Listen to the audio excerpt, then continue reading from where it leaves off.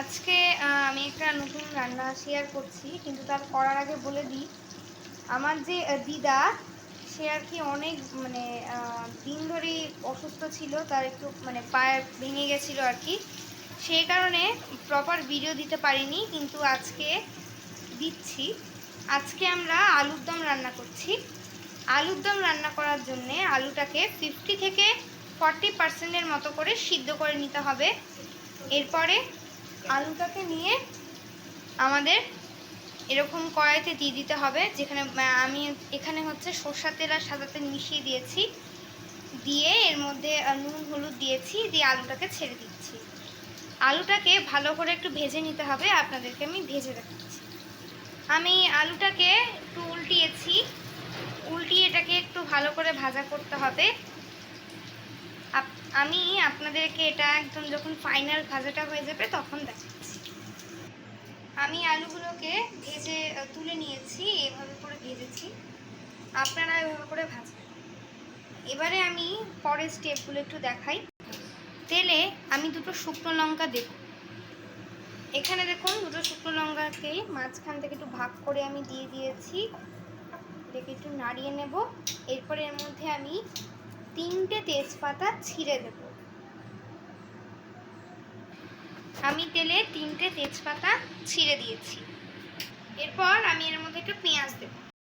আমি এখানে পেঁয়াজ দিলাম, দিয়ে এটাকে হালকা করে ভাজা ভাজা করতে হবে, বেশি না। ওই 1 থেকে 2 মিনিটের মতো একটু ভেজে নিতে হবে। ফ্লেমটা আমি হাইতেই রেখেছি। একটু যখন এটা লালচে হয়ে আসবে, তারপরে আমরা বাটা মশলাটা দিয়ে দেব। আচ্ছা, এই ক্ষেত্রে আমি একটা কথা বলে রাখি, যারা যারা এক্সট্রা লঙ্কা দেবেন তারা শুকনো লঙ্কাটা দেওয়ার পরেই কিন্তু এক্সট্রা লঙ্কাটা দিয়ে দিতে পারেন। অথবা যখন আমাদের মশলা কষানো হয়ে যাবে, আলু যখন দেওয়া হয়ে যাবে, যখন আমরা ঝোল করব, তখনও আপনারা কাঁচা লঙ্কা ছিঁড়ে দিতে পারেন। আমার পেঁয়াজটা এরকম যখন ভাজা হয়ে আসবে, এর মধ্যে আমি একটু বাটা মশলা দেব। বাটা মশলার মধ্যে আমি পেঁয়াজ, টমেটো, দুটো শুকনো লঙ্কা আর আদা দিয়েছি। এবারে আমি এই বাটা মশলাটা কড়াইয়ের মধ্যে দিচ্ছি। এদিকে আমি মশলাটা দিয়ে দিয়েছি, এটাকে এবার একটু নাড়িয়ে নিচ্ছি। মশলাটা যখন কষবে, অথবা তার আগেই আমরা এর মধ্যে হলুদ দেব। আপনাদের দিয়ে দেখাচ্ছি। হলুদ দিয়ে দিলাম। এবার আমি নুন দিয়ে দিয়েছি স্বাদ মতো। এটাকে এবার একটু মিশিয়ে নিতে হবে ভালো করে।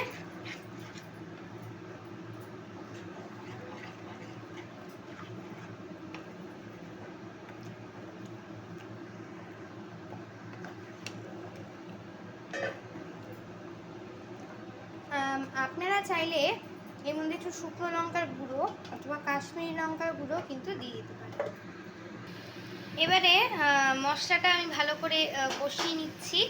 দেখুন, হালকা হালকা করে কিন্তু তেলটা বেরিয়ে আসছে, একদম শুকিয়ে আসছে মশলাটা। আর একটু কষিয়ে নেব। এই পর্যায়ে কিন্তু আমার ফ্লেম একদম লোতে আছে। কড়াই অতিরিক্তই কিন্তু গরম হয়ে গেছে, সেই কারণেই এই গরম তাপেই হচ্ছে এটা। কষে গেলে আপনাদেরকে আমি মশলার অবস্থাটা দেখাচ্ছি। এটাকে আমি একটু ভালো করে কষিয়ে নিয়েছি, মশলাটা যেরকমটা দেখা যাচ্ছে। এরপরে আমি এর মধ্যে ভেজে রাখা আলুগুলো দিয়ে দিচ্ছি। এর মধ্যে যেরকমটা তোমরা দেখতে পাচ্ছ, আমি কষানোটার মধ্যে আলুগুলো দিয়ে দিয়েছি। এই আলুগুলো যতক্ষণ না ভালো করে একটু কষে যাবে, ততক্ষণ এর মধ্যে রাখতে হবে। আমি লো ফ্লেম করে দিয়েছি। এখন ধীরে ধীরে একটু কষিয়ে নেব, তারপরে এর মধ্যে জল দেব।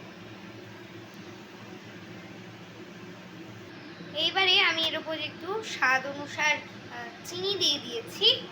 এটাকে এবার একটু মিশিয়ে নিতে হবে। এটা এর মধ্যে একটু ভালো করে কষে গেছে। এবার আমি জল দিয়ে দিচ্ছি। এর মধ্যে আমি জল দিয়ে দিয়েছি। এবারে এটাকে একটু ফুটতে দিতে হবে। পুরোটা হয়ে গেলে আমি আপনাদেরকে দেখাচ্ছি। আমি রান্নাটা করে নিয়েছি। এর মধ্যে একটু ঘি আর গরম মশলা চাইলে দিতে পারেন, কিন্তু গরম মশলা আমার কাছে ছিল না বলে আমি এলাচটা একটু থেতো করে দিয়েছি। এটা আমি 5 থেকে 10 মিনিটের মতো সিদ্ধতে দিয়েছিলাম। একদম পারফেক্টলি আমাদের আলুর দম তৈরি হয়ে গেছে। এরকম আরও ভিডিও পাওয়ার জন্যে লাইক, শেয়ার এবং সাবস্ক্রাইব করতে ভুলবেন না। আর সবাই খুব ভালো থাকবেন। নমস্কার।